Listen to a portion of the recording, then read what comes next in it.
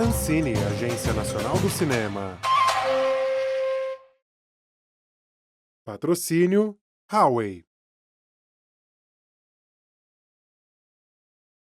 Uma produção Delos Boreal.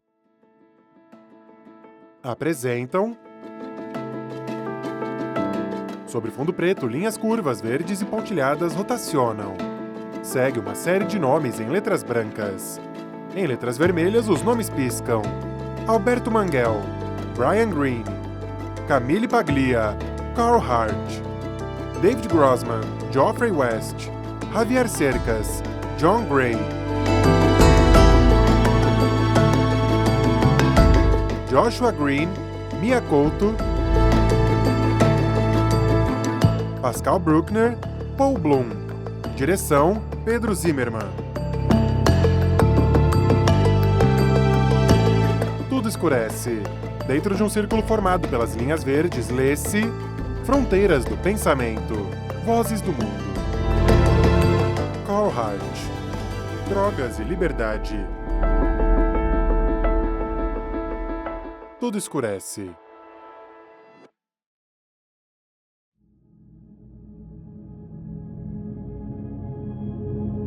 É noite. Pessoas atravessam uma rua. Se a grande maioria dos usuários de qualquer droga não se tornam viciados, então não podemos culpar as drogas pelo vício. Isso significa que devemos buscar além das drogas para entender o que ocorre quando as pessoas realmente se viciam.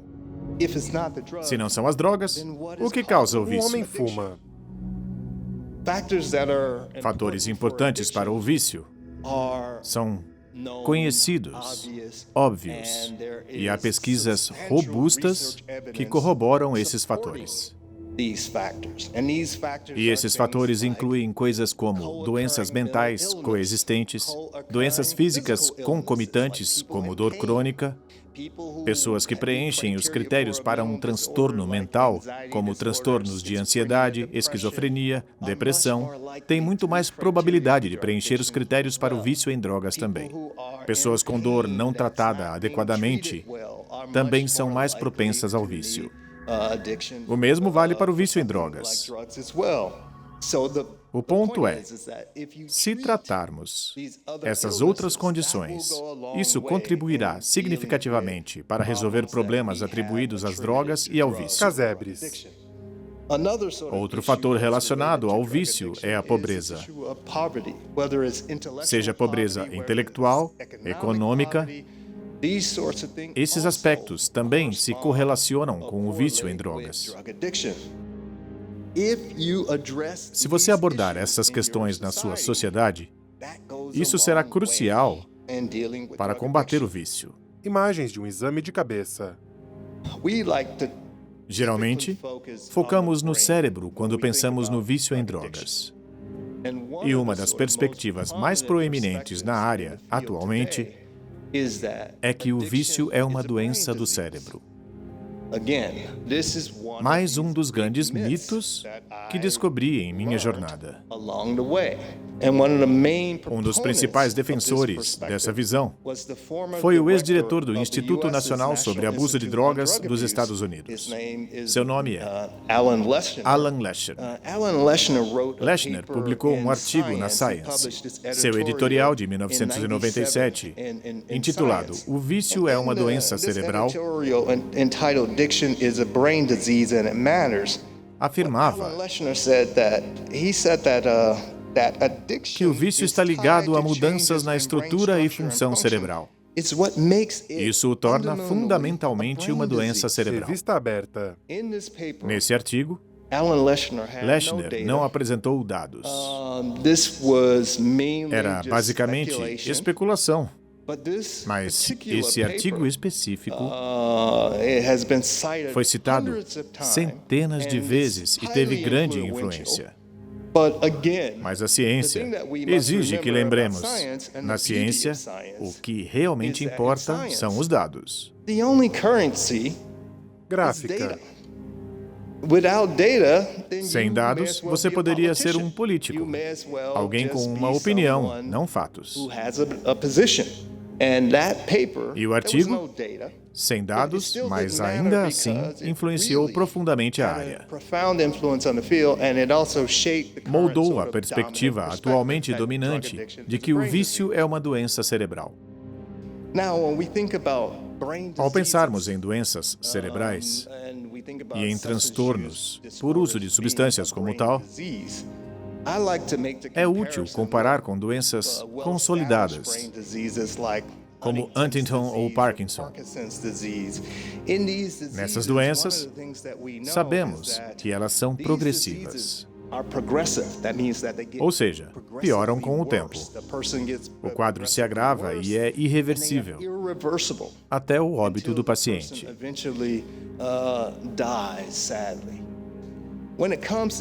No caso do vício em substâncias, a maioria se recupera sem tratamento médico. Além disso, não há correlatos neuronais específicos para transtornos por uso de substâncias. Ou seja, não é possível analisar o cérebro de uma pessoa com vício e diferenciá-lo de um cérebro sem o transtorno.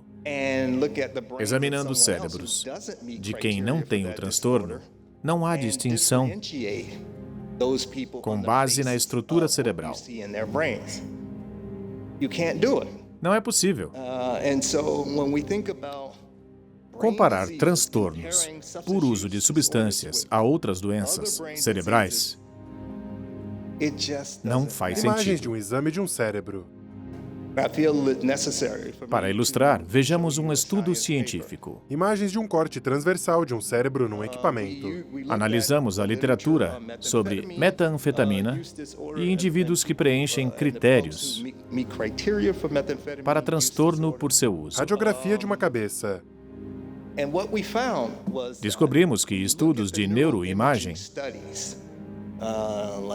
como ressonância magnética, não mostraram diferenças consistentes entre usuários e não usuários de metanfetamina.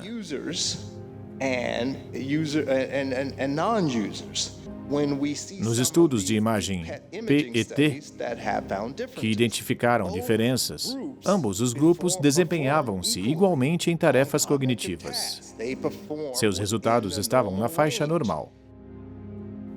Mas pesquisadores da área interpretam qualquer diferença como patológica e significativa,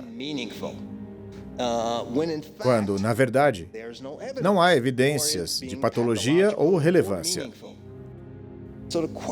Então, minha pergunta é: por que pesquisadores superenfatizam essas diferenças? Alguns podem simplesmente errar por precaução, mas acredito que a maioria destaca efeitos negativos porque é lucrativo. Focar no negativo atrai recursos. Ao solicitar financiamento ou publicar um artigo, é útil destacar patologias e problemas a serem resolvidos. E ao considerar o financiamento na minha área, a principal agência de financiamento, o principal órgão nos Estados Unidos, é o Instituto Nacional de Abuso de Drogas dos Estados Unidos. Ele financia 90% das pesquisas globais nesse tema.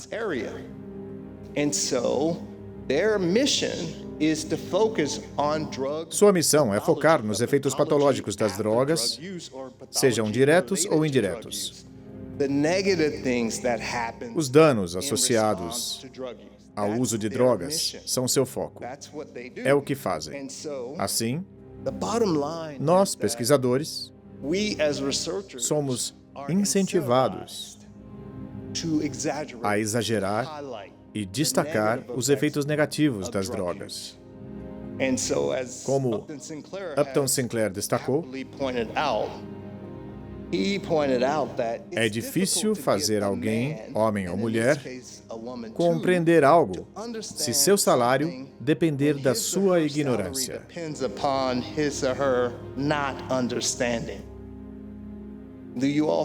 Vocês me Hart, que é entendem? um homem negro com dreads longos, está atrás de um microfone. Exatamente.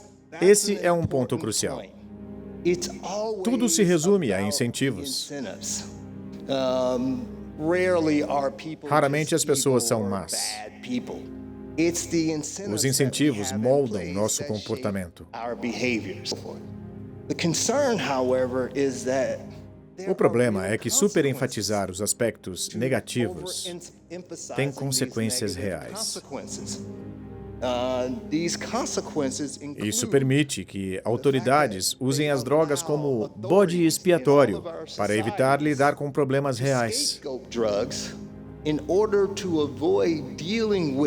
É uma distração perigosa da pobreza e desigualdade. Podemos culpar as drogas e ignorar fatores como desemprego, falta de educação ou oportunidades. Tudo permite que autoridades persigam grupos marginalizados, sem declarar abertamente preconceito, como se apenas certos grupos usassem drogas. Saibam que o tráfico de drogas é uma indústria multibilionária. Muito dinheiro. Os pobres sozinhos não sustentariam isso. Quem move essa indústria são pessoas de classe média e alta. Assim, ao agir como se fosse um problema dos pobres, nos enganamos. Não se restringe a uma classe. Outro mito.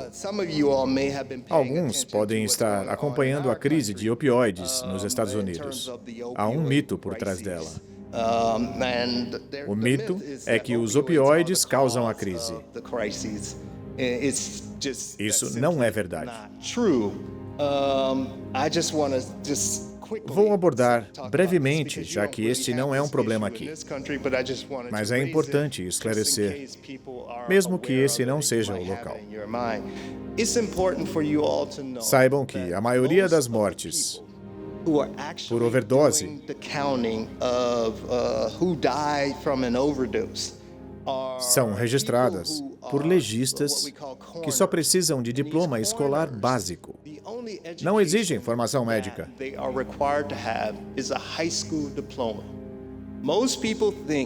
Achamos que médicos legistas realizam a maioria das investigações de mortes e contágens por overdose. Médicos legistas são médicos especializados em patologia forense, mas não são eles que realizam a maioria das investigações. Quem faz isso são legistas que geralmente possuem apenas ensino médio. Em muitas jurisdições, nem sequer testamos para diversas drogas. Em outras, os testes não são consistentes.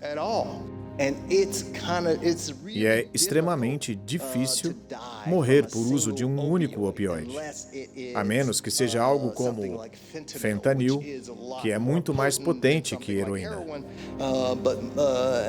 Isso acontece porque as pessoas não sabem que há fentanil em suas drogas. Instrumentos cirúrgicos sobre uma mesa. Quero deixar claro que esta é uma conversa séria.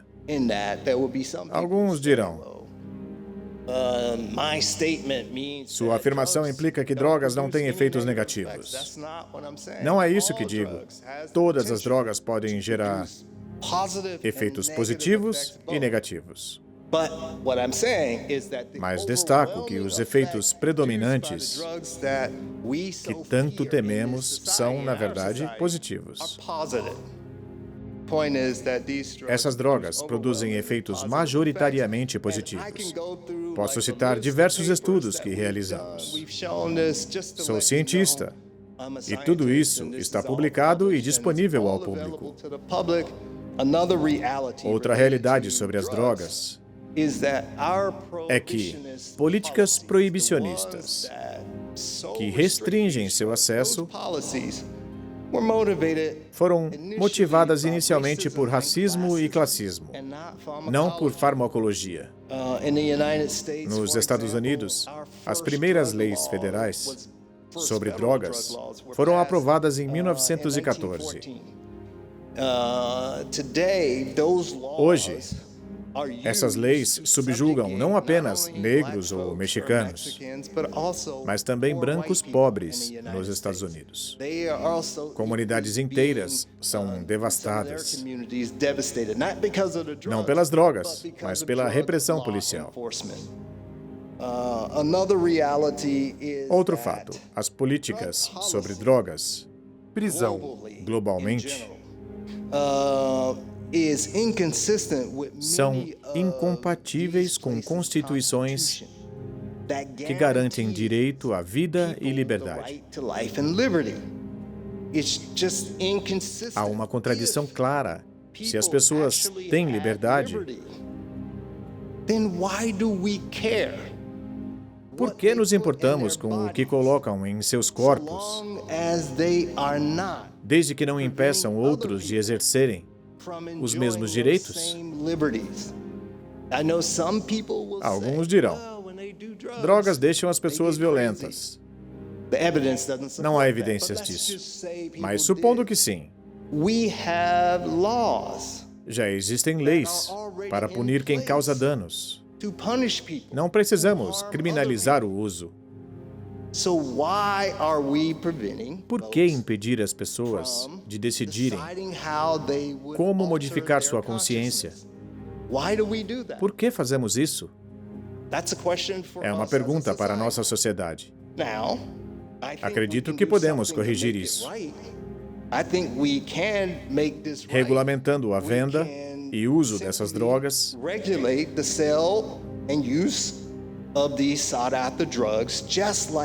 como já fazemos com tabaco e álcool.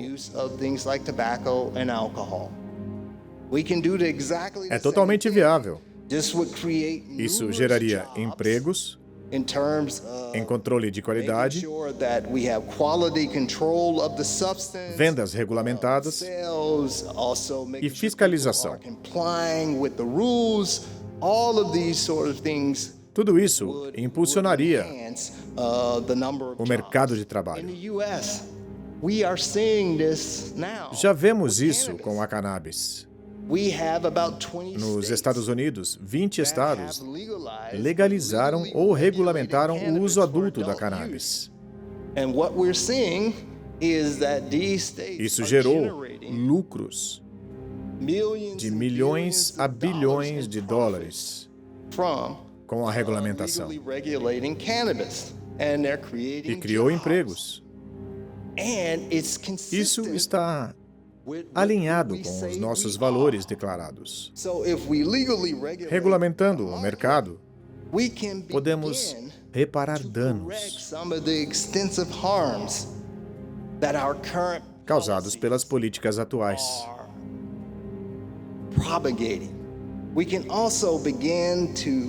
Podemos também começar a reconciliar nosso passado inglório de liberdade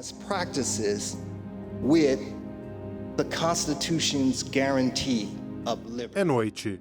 Vistas de costas e uma ao lado da outra, pessoas olham para uma rua. Veículos avançam na direção delas. Tudo escurece. Direção: Pedro Zimmermann.